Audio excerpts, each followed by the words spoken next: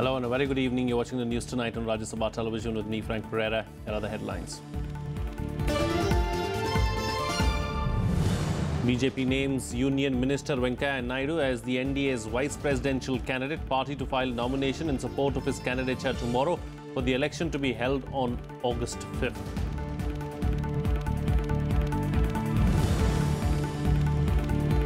Rajya Sabha mourns passing away of former Union Minister Anil Madhav Dave and Congress member Palwai Govardhan Reddy.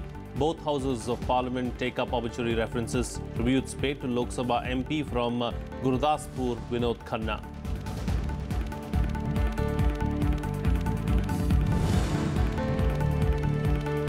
Polling to elect 14th President of India ends. Votes cast across 32 polling stations to decide the contest between former Bihar Governor Ramnath Kovind and former Lok Sabha Speaker Meera Kumar.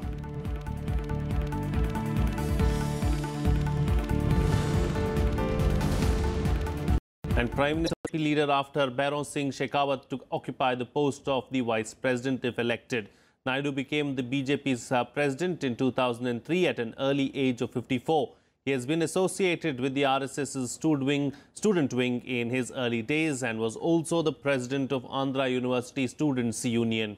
He was elected to the Legislative Assembly of Andhra Pradesh twice in 1978 and again in 1983. BJP President Amit Shah announcing Union Minister M. Venkaiah Naidu as the party's vice presidential candidate after a meeting of the BJP Parliamentary Board. Parliamentary Board के सभी सदस्य और NDA के सभी साथियों से चर्चा करने के बाद पार्लियामेंट्री बोर्ड ये निर्णय पर पहुंचा है कि भाजपा के वरिष्ठ नेता और urban development minister Shri M Venkaiah Naidu ji NDA की ओर से उपराष्ट्रपति पद के लिए प्रत्याशी होंगे. Venkaiah Naidu will face opposition nominee Gopal Krishna Gandhi in the vice presidential election on 5th August that will be decided by 790 parliamentarians. Naidu has a clear lead in the electoral contest, with the BJP-led National Democratic Alliance having a combined strength of 410 MPs in both houses of parliament. तो लंबा संसदीय ज्ञान का भंडार उनके पास है. एक समर्पित और निष्ठावान कार्यकर्ता, कुशल संगठक, मौलिक विचारक, प्रशासनिक क्षमता के धनी और संसदीय ज्ञान के उनसे जानकार बहुत कम होते हैं. The coalition also expects other parties like the AIADMK, the TRS, YSR Congress, Naveen Patnaik's BJD and others to support Naidu in the election. पूरा देश भर में और खास करके दक्षिण भारत में वेंकैया जी को किसान नेता, किसान के बेटा ऐसे ही मान्यता है.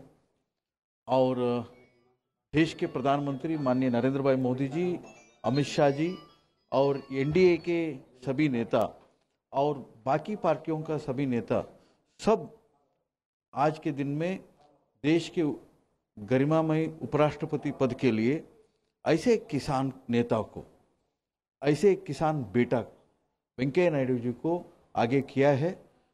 मुझे लगता है एक बहुत बड़ा संदेशा है. Two sets of nomination papers in support of Naidu's candidature will be filed on Tuesday, the last day of nomination.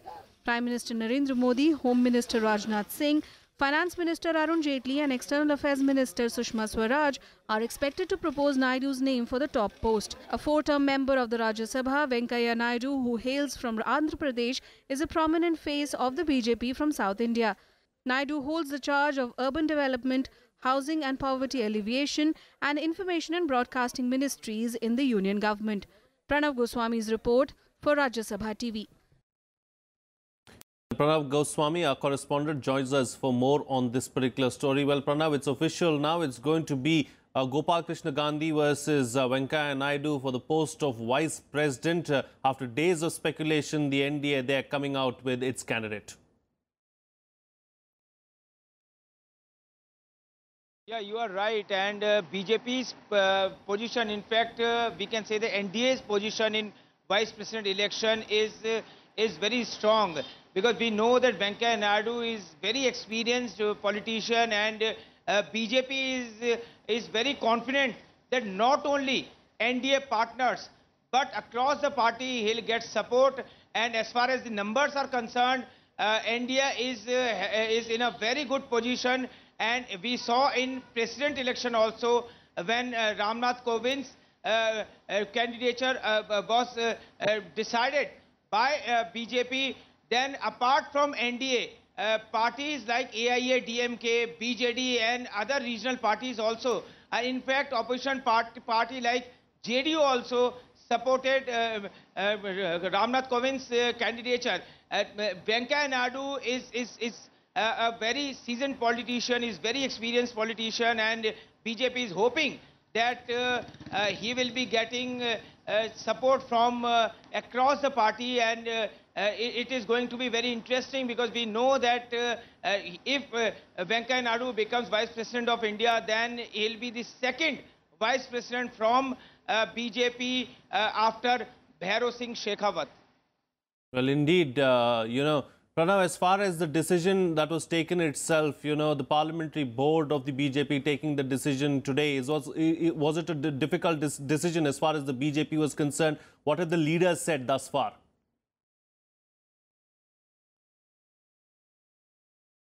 Yeah, we've been hearing since morning that there were indications that Venkaiah Naidu is the front runner for Vice President, presidential candidate from NDA. There were other names also, but after that meeting, parliamentary board meeting, Party President Amit Shah and Prime Minister Narendra Modi also discussed on the name of Venkaiah Naidu. And when it was finalized, then Party President Amit Shah spoke to other coalition partners also. And then he said in the press conference that Venkaiah Naidu, his name is being appreciated and is being supported by many other parties also, and Prime Minister Narendra Modi also said that though it will be a loss in the cabinet if Venkaiah Naidu leaves the position, but as a Vice President, his long legislative experience will certainly will be helpful to not only as Vice President but also as a Chairman of Rajya Sabha. All right, Pranav Goswami, we'll have to leave to that. Thank you so much for joining us there with all those details. Moving on, now voting for the presidential elections has ended, and NDA's nominee Ramnath Kovind is in a straight fight with opposition's Meera Kumar in what is being called a Dalit versus Dalit contest. The results will be announced on the 20th of July. Paper ballots were used in the presidential election. Special arrangements were made at Parliament House and state assemblies for polling. Voting to elect the next president of India ended at 5 p.m. on Monday, with MPs and MLAs casting their ballots in their respective state assemblies. NDA nominee Ramnath Kovind is pitted against opposition candidate Meera Kumar for the post. Prime Minister Narendra Modi and Amit Shah were among the first to cast their votes in Parliament.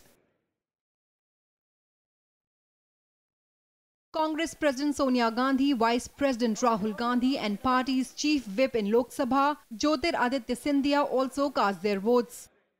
While NDA candidate Ramnath Kovind is expected to win with a comfortable margin, the opposition said its joint pick Meera Kumar was the best choice.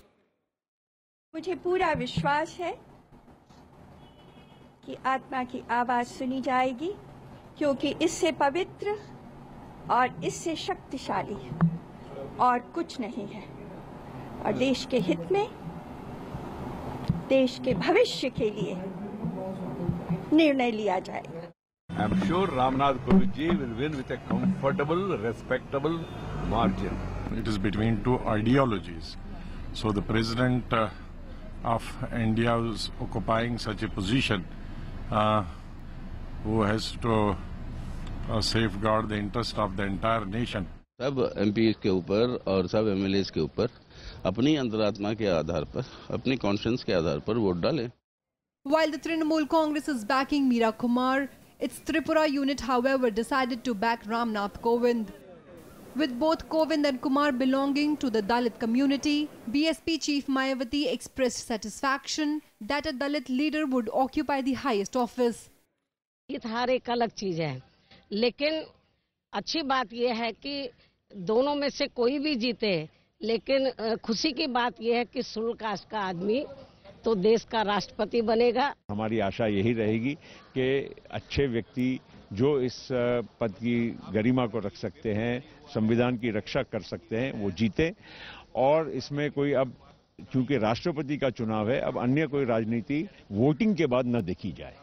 In Bihar, Chief Minister Nitish Kumar led JDU is supporting NDA candidate Ramnath Kovind, while senior partner of the Grand Alliance RJD is backing opposition candidate Meera Kumar.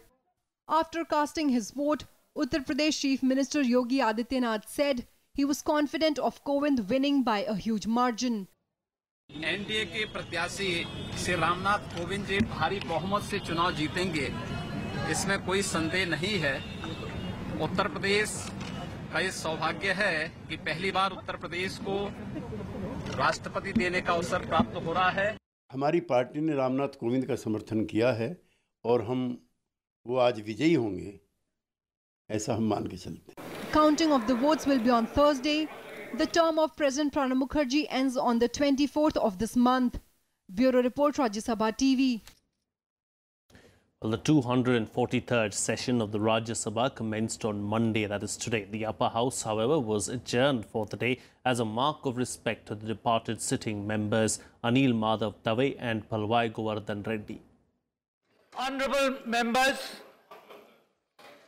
I refer with profound sorrow to the passing away. Rajya Sabha condoled the death of former Union Environment Minister Anil Madhav Dave. Chairman Muhammad Hamid Ansari noted that Dave was a social worker who strove for conservation of the Narmada River.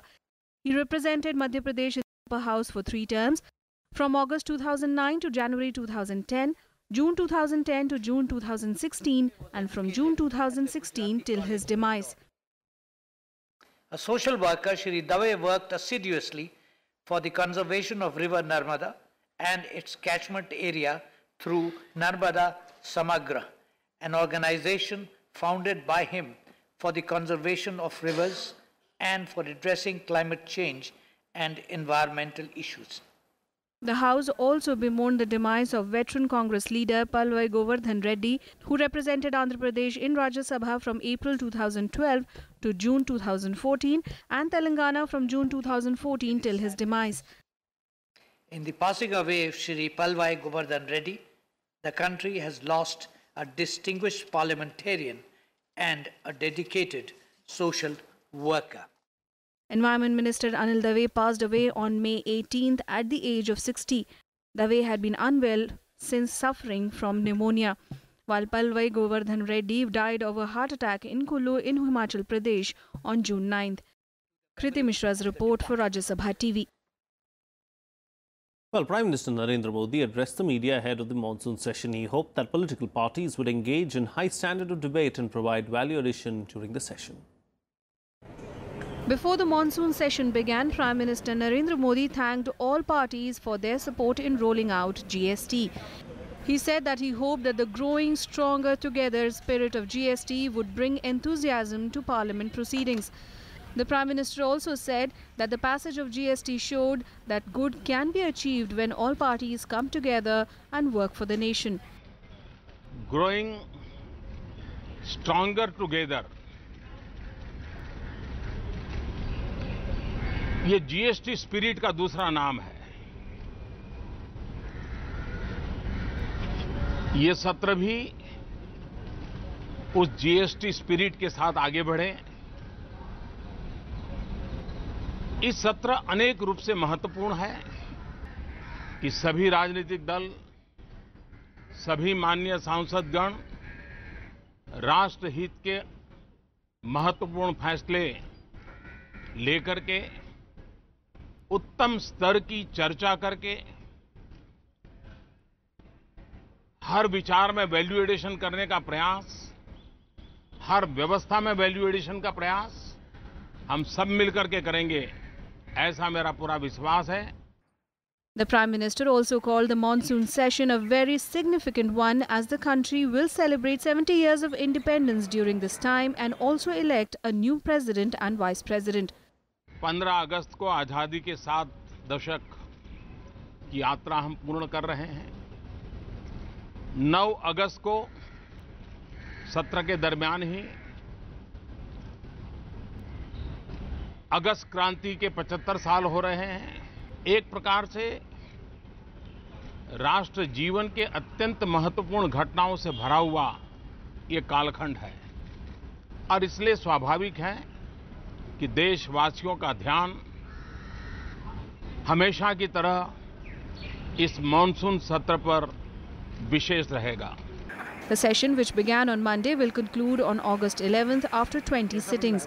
However, the government won't have it easy, with the opposition expected to corner it on issues including the Dokola standoff in Sikkim with China, violence in Darjeeling, situation in Jammu and Kashmir, demonetization and GST. Pancharan Mishra's report for Rajya Sabha TV. When an army jawan was martyred while a girl was killed on Monday morning in Pakistani shelling along the LOC in Poonch district of Jammu and Kashmir.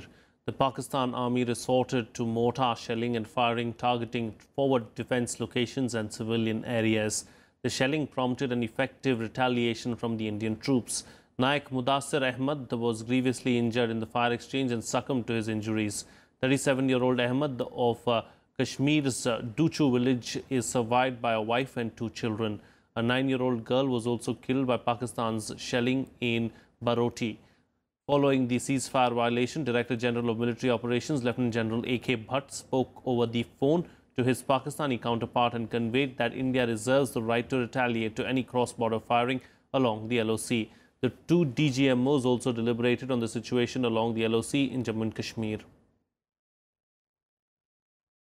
Condition काफ़ी serious है। हमने भी schools भी सभी इस इलाके में मजाकुर तहसील में सभी बंद किए हैं और अभी आर्मी के साथ भी कोऑर्डिनेशन में है, पुलिस और सिक्योरिटी एजेंसीज से भी फीडबैक लेके जहां लोगों को इवैक्यूएट करने की ज़रूरत है, शिफ्ट करने की ज़रूरत है, उनको कैंप्स में लाया जाएगा। Well, days after exposing alleged preferential treatment to V.K. Shashikala in prison in a report, the Karnataka government transferred DG Prisons D. Rupa today. DGP Prisons H.N. Satyanarayana Rao was also accused of Rupa, who was accused by Rupa of accepting a bribe to favour Shashikala, was also transferred. In a report last week, D. Rupa claimed that Shashikala was provided an exclusive kitchen to cook her meals and relaxed visiting hours in exchange for a 2 crore rupees bribe to jail officials.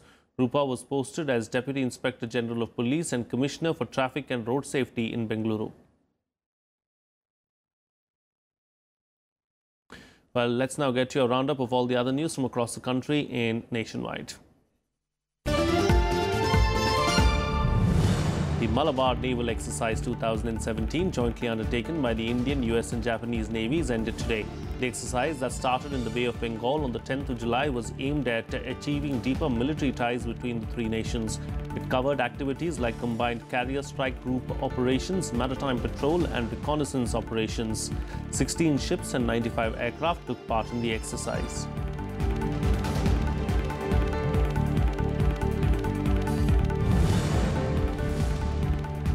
Foreign Minister Sushma Swaraj met family members of 39 Indian citizens missing in Iraq since 2014. The Indians were abducted by Islamic State terrorists from the Iraqi city of Mosul in June 2014. Swaraj said Iraqi intelligence authorities said that the men could be in a prison in Badush, which is still under Islamic State control.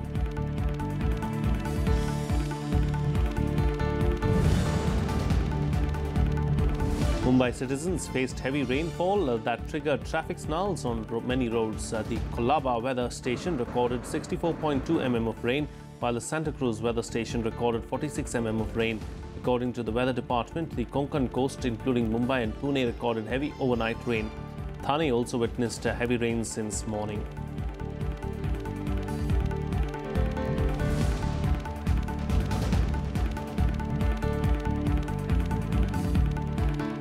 Moving on to some international news now. The Pakistani army on Sunday said that their chief of staff will take the last call on the fate of Kulbhushan Jadhav, the Indian national who is under a death sentence there. Pakistan army said that its Chief General Qamar Javed Bajwa was analysing evidence against Jadhav and will decide his appeal on merit. It said that Jadhav's clemency was rejected by a military appellate court and that the final decision rests with the Chief of Army Staff. Jadhav was sentenced to death by a Pakistan military court in April for his alleged involvement in espionage and terrorist activities. Pakistan says Jadhav filed a mercy petition before General Bajwa in June after the military appellate court rejected his appeal. The International Court of Justice in The Hague had in May halted Jadhav's execution on India's appeal. The ICJ has asked India to make its submission in the case by September 13th and Pakistan to complete its submission by December 13th. Islamabad has dismissed New Delhi's consular access request as well as that of his mother to Jadhav more than 15 times. India has accused Pakistan of repeatedly violating the Vienna Convention. I am not too sure whether he put up an appeal in front of the appellate court, but they say the appeal was and it was rejected. The appellate court has no option but to reject the appeal because the final case of his was prejudged by the Pakistani Chief of the Army Staff. In other words, he's hand and glove in the entire episode. Army Chief General Kumar Bajwa is going to, consider his case, whatever may be. India had appealed to ICJ, and both teams are going to meet in ICJ once more to look into this matter, and it now depends upon the ICJ. Well, over the past few years, there have been several reports of Islamic State leader Abu Bakr al-Baghdadi being killed, but each time there has been no confirmation. In June, Russia claimed that al-Baghdadi had been killed in an airstrike by its forces. This was followed by what appeared to be a statement from the Islamic State confirming his death. But now a top Kurdish counter-terrorism official says that the Islamic State leader is definitely alive. Just a month after the Russian Defense Ministry claimed that Islamic State leader Abu Bakr al-Baghdadi had been killed in its airstrike, the confusion over his death continues. Now, a top Kurdish counter-terrorism official has said he was 99% sure that the Islamic State leader was alive and, in fact, living south of the Syrian city of Raqqa. Lahore Talabani reminded everyone that al-Baghdadi's roots go back to the Al-Qaeda and he knew what he was doing. Talabani claims al-Baghdadi has been hiding from security forces quite well. The US has refuted reports of his death, saying it does not have concrete information about the Islamic State leader's death. Finally, there's been a lot of media interest in the whereabouts and status of ISIS leader Abu Bakr al-Baghdadi. Despite all the helpful reports to us from every source imaginable, I'm unable to confirm or deny where he is or whether he is alive or dead. Let me just say for the record, my fervent hope is it is the latter. Iraqi security forces recently ended 3 years of Islamic State rule in the city of Mosul, and the group is under growing pressure to do the same in Raqqa, the only remaining stronghold of the terrorist organization's self-proclaimed caliphate. It'd make me feel better to know that he was dead. I suppose it probably doesn't really matter. If no one knows if he's alive or dead, someone is guiding ISIS, the organization. And what we've seen with all these paramount leaders is you take them out and someone else steps up. So if he is dead, that means someone's running ISIS, and I think that they're trying to keep his death quiet for their own morale. The Syrian Observatory of Human Rights also recently confirmed that al-Baghdadi has died, but as the US general says, it will take a lot more for the organization to die.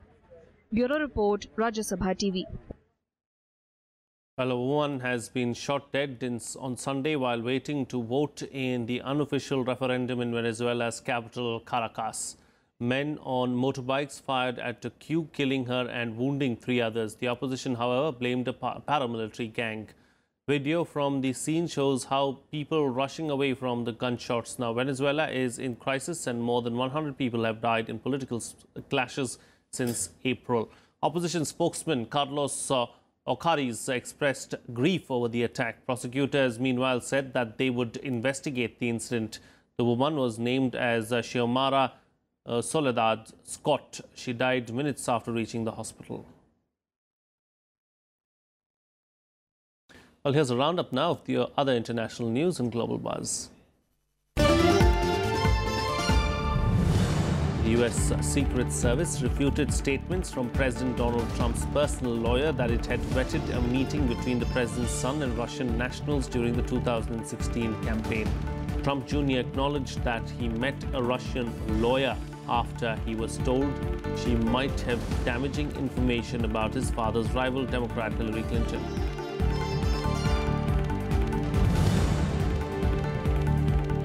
A Jordanian military court sentenced a soldier to life imprisonment with hard labor for killing 3 U.S. military trainers at a major air base last year. Sources said that the soldier pleaded not guilty to a charge of premeditated murder. The incident in November led to tensions between Washington and the Middle Eastern ally.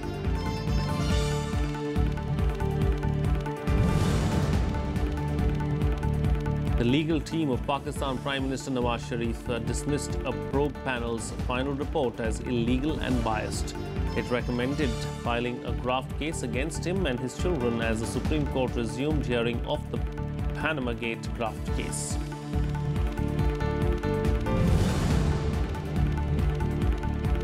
South Korea proposed military and family reunion talks with North Korea to halt hostile activities near their joint border, and after a series of missile tests by the North in recent weeks. The request comprised the first formal overture by the government of President Moon Jae-in, who came to power in May and pledged to engage the North in dialogue.